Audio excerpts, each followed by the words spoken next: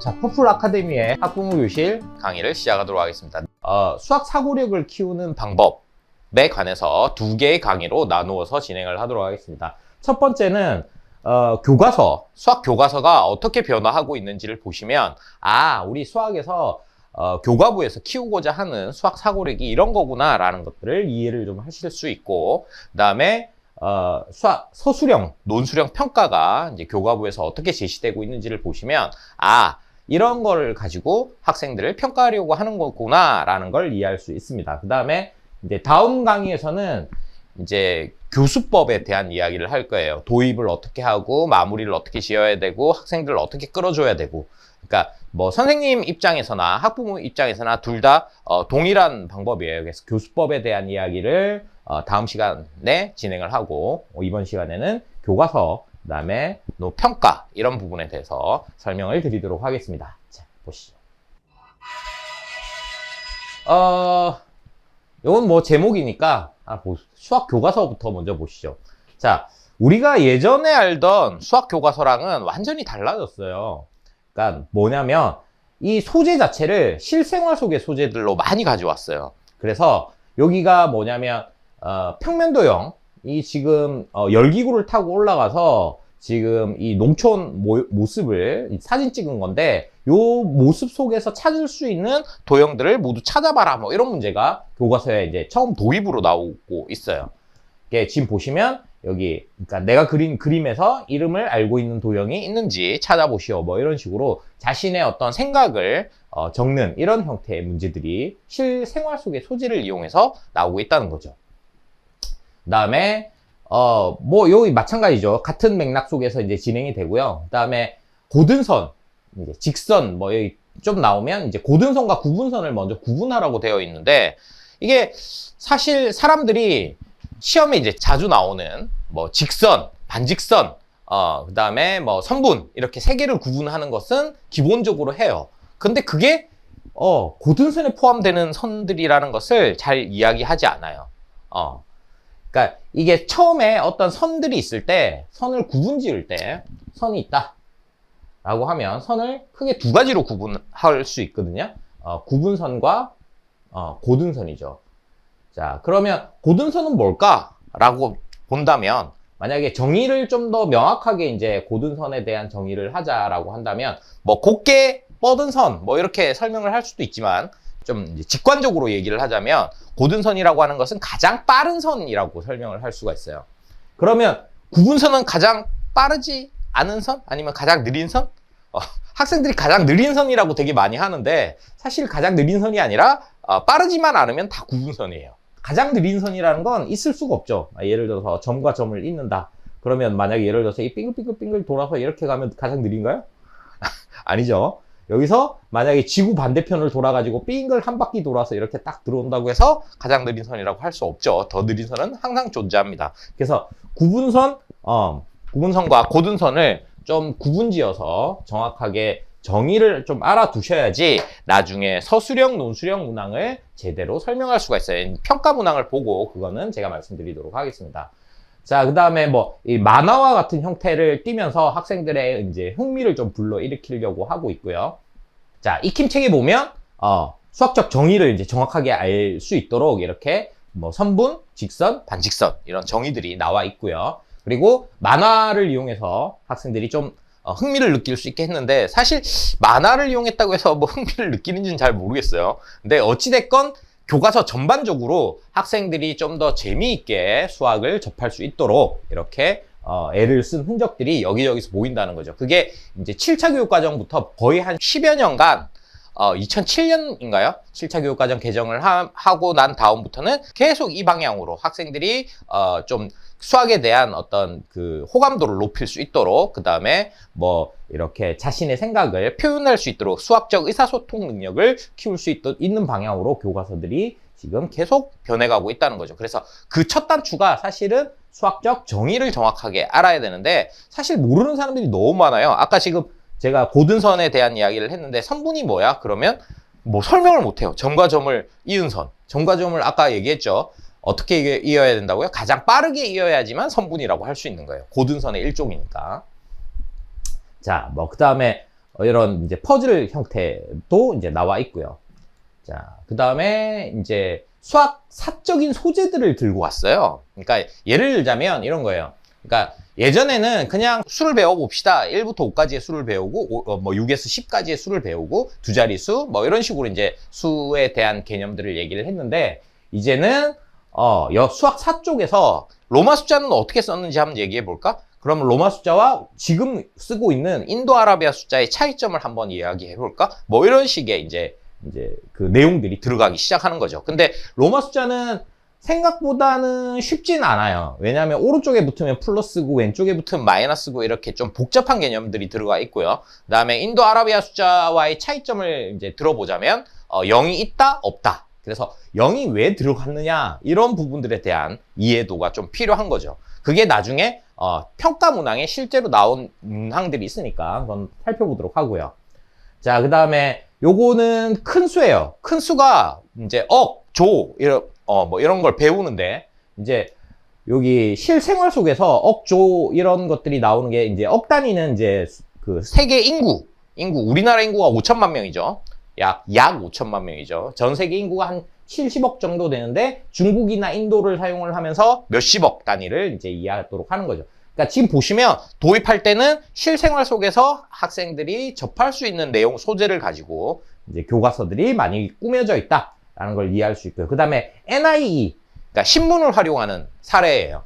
그리고 여기 보시면 인간이 살 수 있는 슈퍼지구를 찾았다고 돼 있는데 이게 600광년이 떨어져 있대요. 600광년이 도대체 어느 정도 되는 거리인지 혹시 아시고 계세요? 이거 한번 잠깐 계산해 볼까요? 1광년이 BC 1년 동안 가는 거리가 이제 1광년이죠. 근데 들어는 봤는데 도대체 이게 어느 정도 거리인지를 아는 사람은 사실 별로 없어요. 빛의 속도는 1초에 지구를 7바퀴 반을 돈다 그러죠. 그러면 한 바퀴가 지구 적도 주변을 이제 제일 긴 부분을 한 바퀴 도는데 4만 킬로 정도 돼요. 그러면 7바퀴면 28만 킬로미터가 되겠죠. 그러면 7바퀴 반이면 1초에 약 30만 킬로미터를 간다고 할 수 있어요. 그러면 여기에다가 곱하기 60을 하면 1분에 가는 거리가 되겠죠.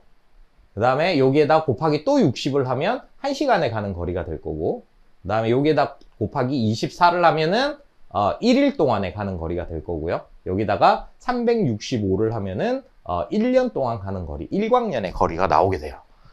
이게 도대체 얼마나 큰 숫자인지 사실 상상도 가지 않아요. 근데 이런 이제 그 실제 슈퍼지구가 얼마나 떨어져 있을까 이런 발문들을 통해서 큰 숫자, 큰 수의 필요성이나 이런 것들을 이해할 수 있도록 이렇게 이제 교과서가 이제 준비되어 있는 거죠. 그 다음에 실제로 익힘책 뒤쪽에 보면 슈퍼지구가 약 몇 킬로 떨어져 있는지 한번 구해 보시오. 1광년은 이런 의미를 가지고 있고 약 이게 9조 4,600 뭐 킬로미터 뭐 이 정도 된다고 해요. 1광년이.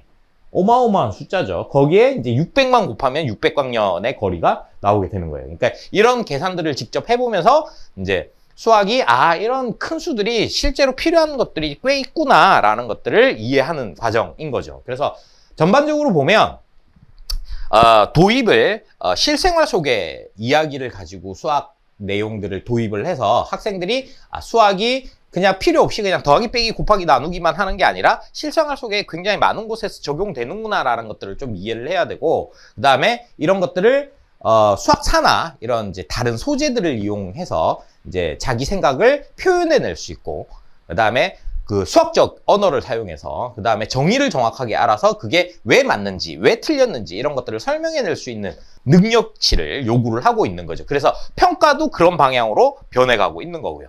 이게 초등학교 교과서인데 중학교 교과서도 마찬가지로 이제 그런 식으로 변해가고 있고요. 지금 여기 대표적인 교과서 익힘책의 문제가 뭐 아까 말씀드렸던 수학적 의사소통 능력, 그러니까 큰 수를 만드는 방법을 말해보시오. 작은 수를 만드는 방법을 말해보시오. 이와 비슷한 문제를 만들어 보시오. 아마 학교에서 이런 비슷한 서술형 문제는 많이 보셨을 거예요. 문제집에도 이런 게 많이 나와 있어요. 근데 학생들은 이런 문제를 그냥 대충 넘어가 버려요. 그러면 나중에 큰 문제가 생길 수 있어요. 앞으로 점점 서술형, 논술형 평가가 점점 많아지고 있고, 어떤 발표에 보면은 서술형, 논술형을 100% 이제 그 서술형, 논술형으로 시험을 출제를 하겠다라고 얘기하는 것도 있거든요. 그래서 앞으로의 그 시험의 어떤 그 미래를 바라본다면 공부를 처음 할 때부터 이런 이제 수학적 의사소통 능력을 키울 수 있는 이런 방법으로 그 공부하지 않으면, 그러니까 더하기 빼기 곱하기 나누기만 하는 걸로는 뭔가 부족하다는 거죠. 그리고 나중에 어머님들도 다 아시겠지만 그 당장 뭐 수시를 본다, 뭐 그러면은 면접을 보거나 아니면 수리 논술을 보거나 뭐 이런 이제 그 테스트를 거쳐야 되는데, 그런 걸 준비할 때도 자기 생각을 표현해낼 수 있는, 그래서 그게 가장 기본이 되는 게 수학적 개념을 정확하게 알고 그다음에 수학적 언어를 사용해서 자기 생각을 표현해내는 연습들이 되지 않으면 힘들다는 거죠. 자, 그다음에 이건 좀 어려워요. 이게 이 밑에 이제 문제를 좀 보시면 이렇게 돼 있어요. 표에서 가장 큰 수는 무량대수. 이게 지금 요거만, 요 위에 있는 요 단위만 좀 외워도 학생들이 나 수학 좀 하는데 이런 느낌을 줄 수 있어요. 그러니까 이게 뭐냐면 별거 아니거든요. 뭐 일십, 백, 천만, 뭐 억, 조, 뭐 이렇게 가는데 그렇게 이제 외우면 안 돼요. 4개씩 잘라서 이제 숫자가 막 이렇게 막 있으면 끝에서부터 4개씩 잘라요. 그래서 일십, 백, 천만이 아니라 처음부터 그냥 만이 와야 돼요. 일십, 백, 천은 계속 가는 거예요. 만 앞에도 1만, 10만, 100만, 1000만 이렇게 가는 거죠. 일십, 백, 천은 계속 반복되는 거라서 단위만 외운다면 만, 억, 조, 경, 해, 뭐 이런 식으로 가는 거예요.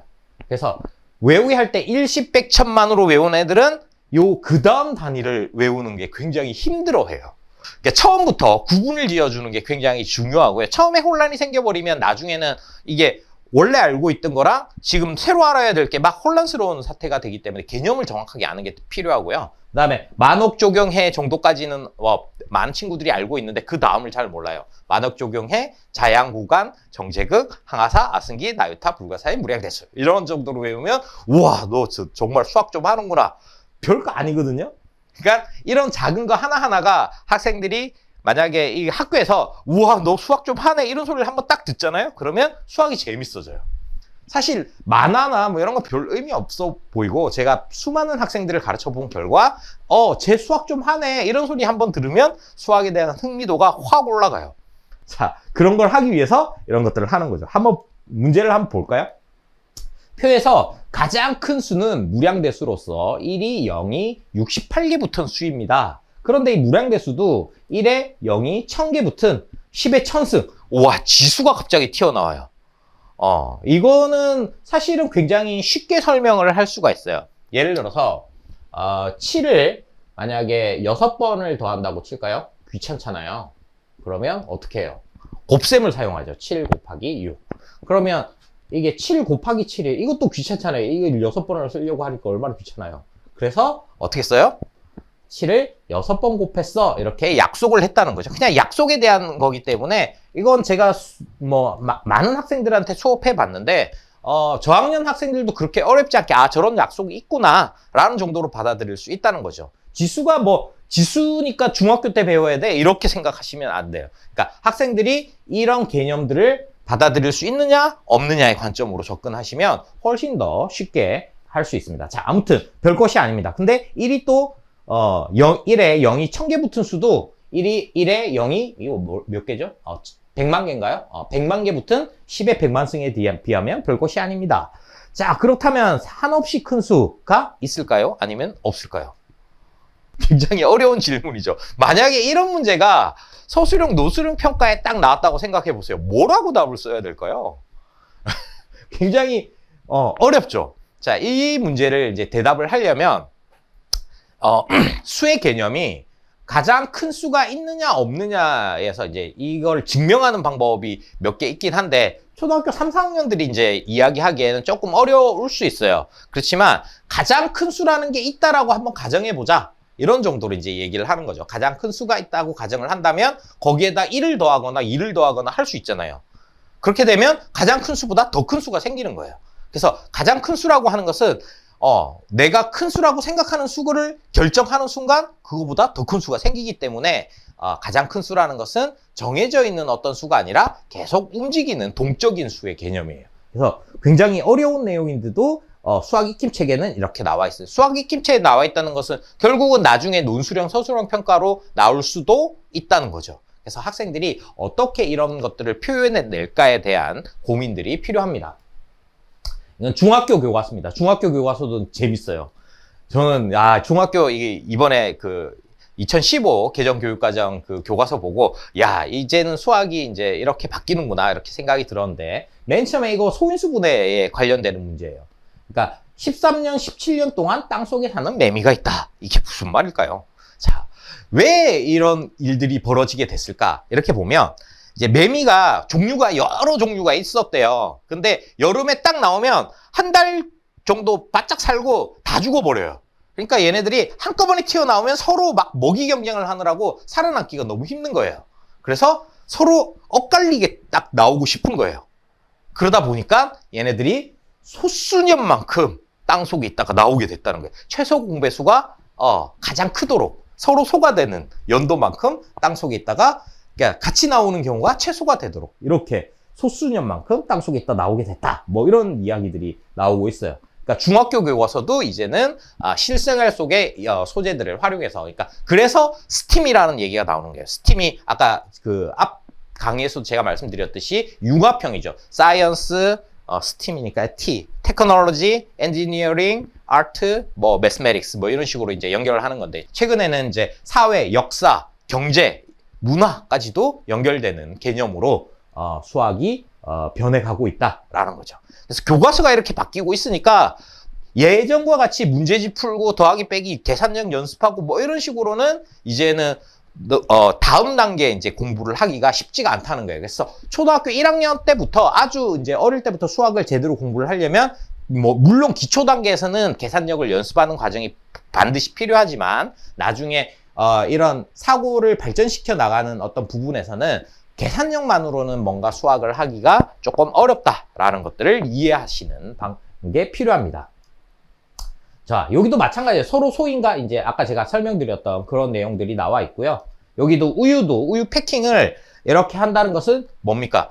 소인수 분해를 하는데 만약에 이게 6개죠. 6을 가지고 소인수 분해를 한다면 6은 한 줄로 세워서 1 곱하기 6으로 세울 수도 있고 2 곱하기 3 이렇게 세울 수도 있는데, 소수인 인수로 분해가 된 이런 곱을 소인수 분해라고 한다. 이런 식으로 이제 설명이 되는 거죠. 자, 그 다음에 이거는 함수 관계인데, 거리와 내가 보이는 저 글자의 크기와 이 관계를 가지고 함수 관계를 통해서 사람의 시력을 측정하는 어떤 함수의 관계, 이런 것들을 표현하고 있어요. 그래서 거리하고 시력하고 이런 것들을 표로 만들면서, 그래서 우리가 실생활 속에서 주어지는 데이터나 자료들을 가지고 이렇게 표를 만들어 놓고 이것의 관계를 식으로 표현하면서 이게 방정식이 되고 함수가 되고 이런 것들을 이해하도록 이렇게 교과서가 구성이 되어 있다는 거죠. 그래서 자기 생각을 정리하는 내용들이 여기에 알게 된 거, 어려웠던 거, 그다음에 반성해야 할 거, 이런 것들이 쓰도록 자기 평가 과정이 들어가면서 학생들이 이제 수학 공부를 할 때 이제 예전에는 공식을 외우고 공식을 집어넣어서 문제를 풀고 이것으로 끝이 났었는데, 이제는 자기 생각을 표현해내야 되는 단계로 바뀌어가고 있다는 거예요. 그래서 향후의 방향, 서술형, 논술형 평가가 점점 확대되고 있고, 그 다음에 수시가 강화가 되면서 이제 면접이라든가 아니면 수리 논술이라든가 이런 것들이 주요한 그 평가 잣대가 되면서, 내신을 할 때는 많이 중요하지 않을 수 있지만 내신도 서술형, 논술형 평가가 점점 확대되어 가면서 이것도 이제 중요도가 점점 높아지고 있고, 그래서 수학을 공부할 때 그냥 계산력을 공부를 해가지고는 안 된다는 거예요. 그래서 자기의 생각을 수학적으로 표현해낼 수 있는 수학적 의사소통 능력이 굉장히 중요하고, 그게 수학적 사고력의 가장 중요한 부분이에요.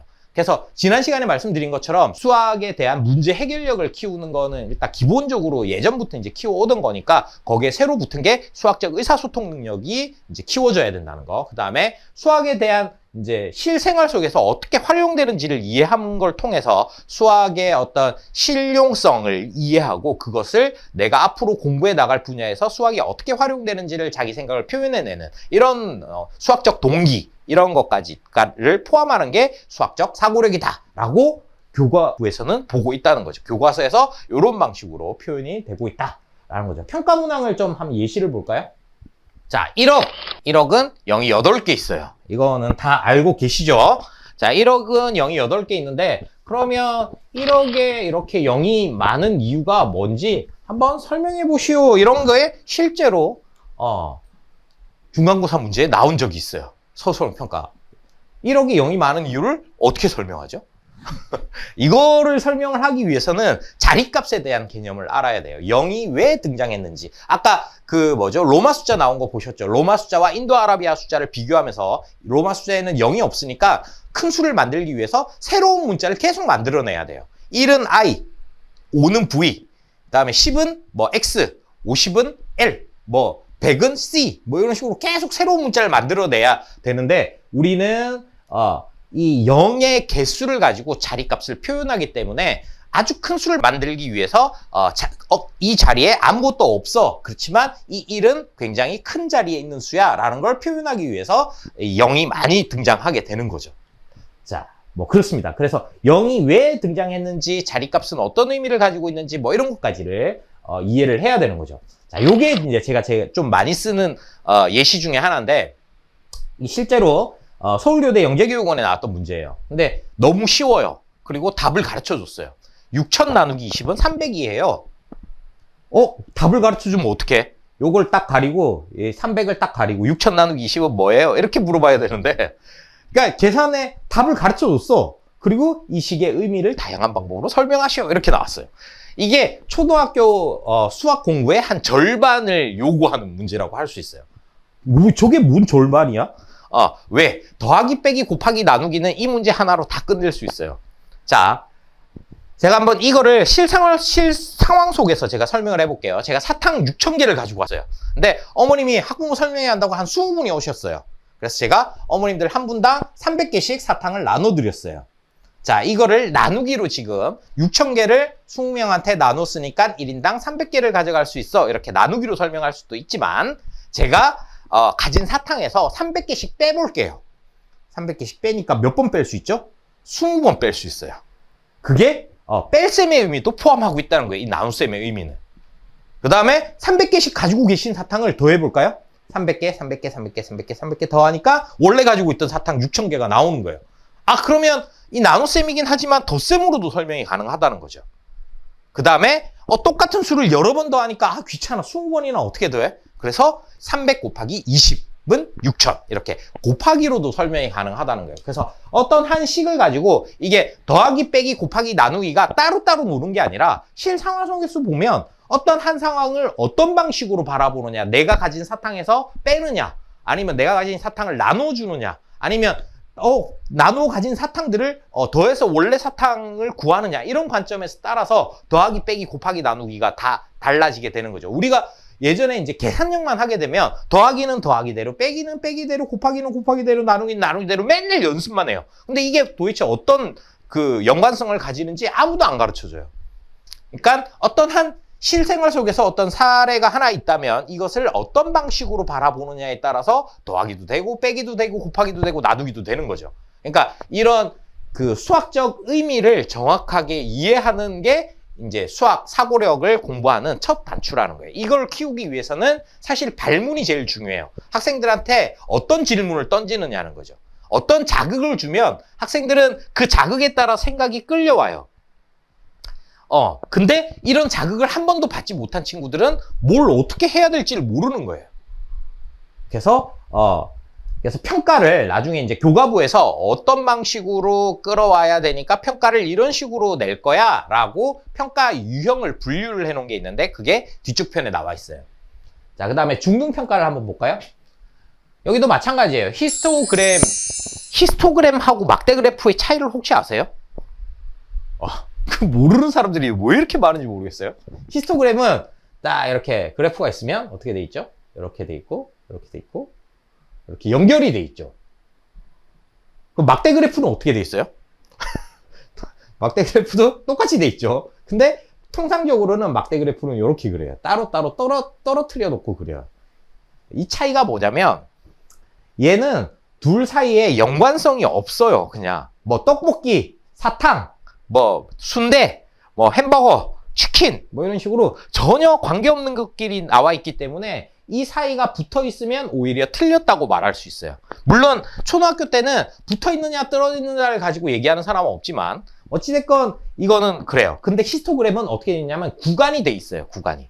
만약에 이게 점수다. 그럼 0점에서 10점, 10점에서 20점, 20점에서 30점 이런 식으로 연결되어 있는 개념이기 때문에 이 그래프가 10점에서 20점 사이에 뭐 3명이 있다. 이런 식으로 표현을 하는 거죠.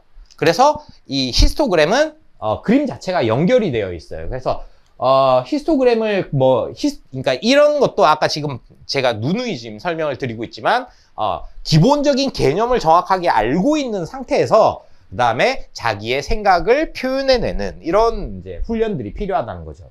그 다음에 요거는 이제 과거에서 면접 문제로 나왔던 문제예요. 근데 뭐 어떻게 보면 되게 쉽고 어떻게 보면 되게 어려워요. 그러니까 중등 과정에서 배운 수학 내용 중에서 생활에서 가장 유용하다고 생각되는 내용이 도대체 뭐냐는 거예요. 우리 아이들은 대답할 수 있을까요? 아니면 어머님은 대답하실 수 있나요? 수학이 도대체 생활 속에서 쓰긴 쓰나요? 자, 제가 하는 강의 시리즈 중에서 수와 숫자를 구분하는 내용이 있는데 그걸 보시면 수라는 게 굉장히 많은 곳에서 사용되고 있구나. 우리 생활에 밀접하게 뗄래야 뗄 수 없는 이런 의미를 가지고 있구나라는 것들을 이해하실 수 있을 거고, 그 다음에 중학교 과정에서 생활 속에서 가장 많이 활용되는 것은 누가 뭐래도 뭐니 해도 함수죠. 함수. 근데 함수가 도대체 뭔지를 몰라요. 함수는 제가 이제 애들한테 어제 이제 초등학교 4학년한테 가르쳐줬던 이제 정의인데, 독립변수 x와 종속변수 y의 1대1 대응 관계를 함수라고 해요. 이렇게 얘기를 하면 그게 뭐예요? 이렇게 얘기를 하겠죠. 이걸 좀 더 풀어서 설명하면 이래요. 독립변수라는 것은 독립변인이라고, 이제 과학에서는 독립변인이라고 얘기하고 수학에서는 독립변수라고 얘기하는데, 뭐냐면 종속변수가 나는 궁금해요. 예를 들어서 나는 이제 핸드폰 장사야. 그러면 돈을 얼마나 많이 버는지가 궁금하잖아요. 핸드폰을 몇 대 팔아서 내가 돈을 얼마나 벌까 궁금하잖아요. 그러면 핸드폰 돈을 버는 게 Y야. 종속변수가 되는 거죠. 그러면 내가 돈을 많이 벌려면 도대체 뭘 조정해야지 돈을 많이 벌 수 있지? 그게 독립변수 X야. 그래서 보통 이제 경제학에서는 이런 판매량과 이 관계를 가장 영향을 많이 미치는 독립변수를 가격으로 봐요. 그러면 이거는 내가 조종할 수 있는 거예요. 그러니까 과학 실험할 때 내가 한 방울 넣을 수도 있고, 뭐 액체를 2방울 넣을 수도 있고, 3방울 넣을 수도 있잖아요. 그러면 이 독립변인을 내가 조금 변화시켰을 때 종속변수가 어떻게 변하냐는 거예요. 아까 시력 보셨죠? 그러니까 거리와 시력과의 관계, 이런 것들이 실생활 속에서 굉장히 많이 일어나는, 그래서 어떤 내가 궁금한 것을 알아내기 위해서 내 궁금한 것에 가장 영향을 미치는 독립변수가 뭘까를 찾아내는 과정이 수학을 가장 많이 그러니까 대부분의 과학이라고 붙어 있는 분야에서, 영역에서 대부분 사용하는 게 이런 어떤 독립변수와 종속변수의 관계를 규명하는, 그래서 그걸 식으로 표현하고 그걸 푸는 방법이 방정식이 되는 거고, y가 0일 때 x의 값을, 그러니까 x 절편을 찾아내는 게 이런 방정식을 푸는 게 되는 거고, 뭐 이런 그 계산이나 뭐 이런 것들은 식을 세운 다음에 이 식들을 어떻게 풀어낼까 하는 것들을 연구하는 과정인 거죠. 결론적으로는 결국은 함수라고 할 수 있는데, 뭐 이런 것들까지 학생들이 이해해서 공부를 해야 된다는 게, 물론 이제 과거 시험이니까 이 정도를 이해하는 것은 제가 볼 때는 이제 학생들이 수학에 대한 이해도를 높여가는 가장 중요한 부분 중에 하나라고 보여지고요. 평가를 한번 볼까요? 평가 유형. 교과부에서 서술형 평가 유형별로 제시가 되어 있어요. 12가지 유형이 제시가 되어 있는데, 보시면은 이제 공부를 어떻게 시켜야 되는 거구나 라는 것들이 대충 나와요. 자, 빈칸 채우기인데 요렇게 이제 문제가 쭉 나와 있어요. 그러니까 뭐 분수가 있고 요게 있어요. 그러면 크기를 비교해 보시오. 분수를 뭘로 고쳐요? 소수로 고쳐야 되겠죠? 소수로 고치려면 어떻게 해야 돼요? 분모를 10, 100, 1000만으로 바꿔야 돼요. 근데 125는 5를 3번 곱한 거예요. 그러면 2를 8을 곱해서 위아래 8을 곱해가지고 이거를 1000으로 만든 다음에 뭐 이렇게 계산하는, 그래서 비교를 하는 거죠. 그래서 여기도 이제 빈칸을 채우는 이런 형태가 가장 일반적인 우리가 말하는 단답형 주관식이죠. 자, 그 다음에 두 번째는 보기가 주어져요. 그러니까 그냥 자기 생각을 설명하시오 하니까 설명을 못 하는 거예요, 애들이. 그래서 어떻게 해요? 보기와 같이 설명하시오 이렇게 나온다는 거죠. 그러니까 보기가 주어져요. 이런 식으로 보기가 주어지면 보기하고 같은 방법으로 설명을 하는 거죠. 문제를 만드는 것도 보기가 주어졌어요. 그러면 보기와 같은 방식으로 문제를 만들어 보시오. 이렇게 되는 거예요. 그러니까 제가 아까 그 교과서 익힘책에서 보여드렸던 그런 문제들이 그냥 내니까 애들이 힘들어하는 거죠. 그래서 저학년에서는 보기를 주는 거예요. 그러면 애들을 가르칠 때 어떻게 해야 돼요? 이런 걸 설명을 할 때는 애들 보고 그냥 무조건 쓰라고 하면 쓸 능력이 별로 없다는 거예요. 그러면 어떻게 해줘야 돼요? 어머니들이 아니면 선생님들이 아니면 공부 잘하는 다른 친구가 쓴 답안을 보여주면서 이런 방식으로 쓰면 돼 하고 알려주는 과정이 필요하다는 거죠. 그다음에 서술할 수 있는 조건을 제시하는 거예요. 그냥 서술해, 그냥 설명해봐. 그러면 설명을 못하니까 이 조건으로 설명하시오. 이렇게 하는 거죠. 그러니까 아래 도형의 유천이와 같은 방향으로 직각이 아닌 겹치지 않는 빗금을 한 개 그려봅시다. 새롭게 만든 도형에서 늘어난 각은 몇 개면서 몇 개씩 늘어납니까? 이렇게 돼 있어요. 그러니까 그림이 이렇게 되어 있는데 선을 이렇게 걷어요. 그다음에 여기서 겹치지 않으면서 빗금을 하나 더 그으면 각이 몇 개 늘어나냐는 거예요. 그러니까 조건을 주고 이거는 뭡니까? 문제 해결력에서 첫 번째 조건이었죠. 그 How to solve it에서 나왔던 4가지 이제 문제 해결 단계 중에서 첫 번째 문제를 제대로 이해하는 거. 그래서 문제를 읽으면서 조건을 제대로 이해해서 이렇게 실행해 보라는 거예요. 그다음에 4번째는 풀이 과정을 쓰는 거. 이거 이제 예전에 얘기했던 이제 단답형 주관식에서 벗어나서 풀이를 쓰는 긴 주관식이죠. 굉장히 많이 보는 유형인데 풀이 과정을 서술형이 많이 나오다 보니까 어머님들이 어떻게 하냐면 학생들한테 풀이 과정을 말로 막 쓰라고 해요. 그러니까 예를 들자면 이제 좀 극단적인 예를 들자면 만약에 뭐 2 더하기 3은 5입니다. 그러면 2 더하기 이거 숫자로 쓸까요? 2 더하기 3은 뭐 5와 같습니다. 뭐 이런 식으로 말로 쓰라는 게 이게 무슨 수학이에요. 국어지 무슨.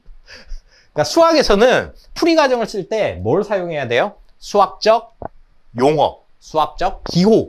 그래서 그냥 이렇게 2 더하기 3은 5 이렇게 쓰면 되는데 이걸 말로 이렇게 쓰는 게 그게 무슨 풀이 과정을 쓰는 거예요. 풀이 과정은 수학적 기호를 사용해서 어떻게 다른 사람들이 알아볼 수 있도록 표현해낼 것인가에 초점이 맞춰져야 돼요. 근데 많은 학교 선생님들도 이거를 그냥 말로 쓰는 것을 또 선호하는 선생님들도 계세요. 왜냐하면 학교 선생님들도 수학을 전공한 게 아니라서 그러니까 이 수학을 왜 배우는지 이런 것들에 대한 생각들이 조금 많지는 않은 거죠. 그래서 풀이 과정을 쓸 때는 수학적 기호나 용어를 어떤 방식으로 사용할 것인가 이런 거에 초점이 맞춰져야 된다는 거. 그다음에 이유를 서술하시오. 자, 사각형 내각의 크기 합은 360도죠. 그 이유는 뭘까요? 이렇게 이제 물어보는 거예요. 자, 이건 뭐죠? 가장 기본적으로는 뭐가 나와요? 첫 번째, 삼각형의 그 내각의 합이 180도라는 걸 설명해 줘야 돼요. 이걸 설명하는 방법은 여러 가지가 있어요. 삼각형을 접어요. 한 점에서 모아요.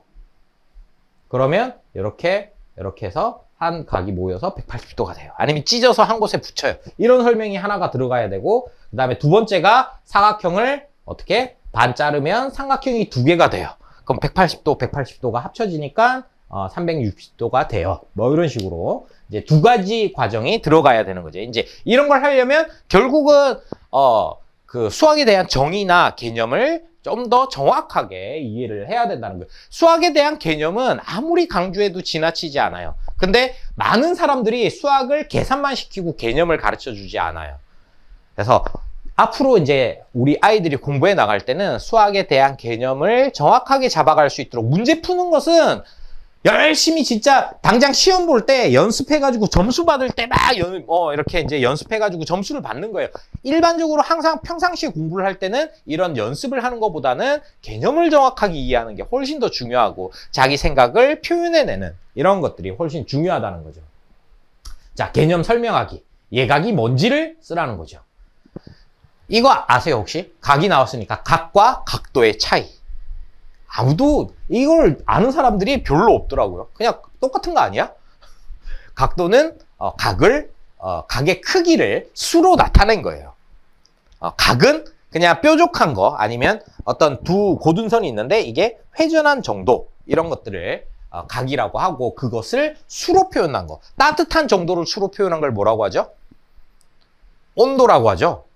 밝은 정도를 수로 표현한 걸 명도. 그러니까 수로 굉장히 많은 곳에서 표현이 되는 거예요.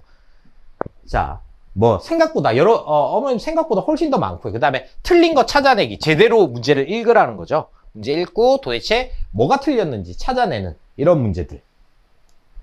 그 다음에 이거는 창의성을 조금 이제 보는 거예요. 만약에 75도의 각을 확인할 수 있는 방법을 설명해서 그려보시오 막 이렇게 했는데, 이렇게 나와 있으면 각도기를 이용하는 게 가장 쉽겠죠. 그 다음에 삼각자가 있어요. 30도와 45도를 합치면 75도가 되겠죠. 그 다음에 어떤 애들은 뭘 이제 하냐면 삼각자와 연필, 각도기와 연필 75도를 재가지고 표시한 다음에 그걸 딱 대서 75도를 뭐 해보겠다, 색연필 뭐 이런 식으로 할 수도 있어요. 아니면 가위를 75도로 딱 대는 거죠. 그래서 방법이 여러 수십 가지가 있어요.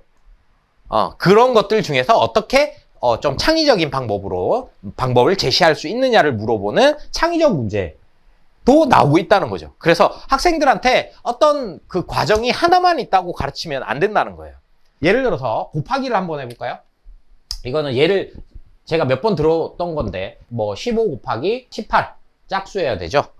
그러면 이거를 세로셈으로 할 수도 있고, 가로셈으로 하면 18이 10개 있으면 얼마죠? 180이고요. 그 다음에 10개가 180이니까 5개는 90이고요. 그래서 이렇게 덧셈을 이용해서 가로셈을 할 수도 있고요. 그 다음에 이거를 15를 18번 더 하는 건데 30을 9번 더 할래? 이렇게 2배로 늘리면서 반으로 줄이는 곱셈법을 쓸 수도 있어요. 그 다음에 격자 곱셈을 쓸 수도 있어요. 그러니까 방법은 사실 계산하는 방법도 여러 가지 방법이 있는데 우리는 한 가지만 딱 가르쳐주고 그게 전부인 양 얘기를 하는 거죠. 사실 이제 계산뿐만 아니라 할 수 있는 방법들은 많아요. 근데 처음부터 이렇게 모든 방법을 다 가르쳐 줘 버리면, 제가 애들한테 가르쳐 보니까 혼란스러워해요. 처음 도대체 뭘 어떻게 하라는 거야? 라는 거죠. 그래서 학생에 따라서 한 가지 방법만 가르쳐 주고 그걸 연습시킨 다음에 나중에 생각을 열어주는 방법으로 이제 교수법을 써야 될 아이들이 있고, 처음부터 다양한 방법이 있어. 이런 것들을 알려주면 우와 진짜 이렇게 재밌네, 이렇게 생각을 하는 친구들도 있다는 거예요. 그래서 학생들의 어떤 형태나 유형에 따라서 교수법을 선택해야 된다는 거죠. 다음, 모든 경우를 찾아달라. 이게 이제 조직적 사고죠. 제가 그 수학적 사고력 중에서 논리적 사고, 그 다음에 조직적 사고 이렇게 얘기를 했었죠. 기준을 정해놓고 모든 경우를 찾아가는 사고를 연습하는, 그러니까 평가 문항에도 이런 문항들이 나온다는 거예요. 그러니까 그 수학적 사고를 키우기 위해서는 수학 문제를 풀 때도 이런 것들을 할 때 그냥 답이 맞느냐 안 맞느냐 이런 방식으로는 안 된다는 거예요. 어떻게 해야 된다고요? 이런 모든 경우를 찾아라고 할 때는 어떻게? 너의 조직적 기준, 도대체 기준이 뭐냐? 친구들이 학교에서 날 막 괴롭혀. 나 너무 괴로워 죽겠어. 어떻게 이걸 이겨낼 수 있지? 해결할 수 있지? 기준을 정하라는 거예요. 해결 방법을 찾을 때, 이 브레인스토밍을 할 때도 기준을 정해가지고 생각하면 훨씬 더 많은 생각을 해낼 수 있다는 거예요. 나 스스로 이겨낼 수 있는 방법은 뭐가 있지? 친구들한테 도움을 청한다면 어떻게 이제 할 수 있지? 그 다음에 뭐 선생님이나 아니면 어른들한테, 부모님한테 도움을 청한다면 어떤 걸 할 수 있을까? 뭐 이런 식으로 이제 기준을 정해놓고 생각을 한다면 훨씬 더 많은 경우를 찾아낼 수 있고 모든 경우를 찾아내는데 도움이 된다는 거예요. 이런 문제가 굉장히 많아요. 도형에도 나오고요, 수에도 나오고요.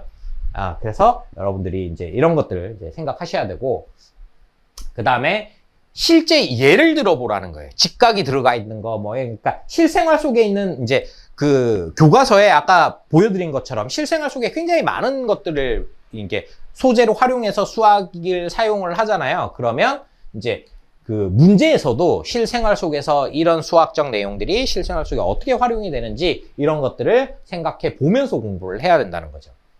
자, 그 다음에 논리적으로 판단하려면 아까 말씀드렸죠. 논리적 사고, 그러니까 논리적으로 생각하기, 조직적으로 생각하기 이런 것들을 해야 되는데 논리적으로 이제 이게 더 길다, 가장 짧은 길이 이게 뭐 가장 짧어 이렇게 얘기를 하려면 뭘 기준으로 할 거냐는 거죠. 근거가 있어야 되고 논거가 있어야 되는 거죠. 그래서 그거는 이거 뭐 칸수를 센다든가 뭐 이런 식의 논거를 대는 거죠. 자, 아무튼 그 다음에 그걸 하기 위해서는 가장 기본적으로 수학적 개념을 정확하게 알고 있어야 된다는 거. 마지막으로 나온 게 알맞은 내용을, 이거는 좀 논술형에 가까워요. 어떤 게 더 맞을까라는 거죠.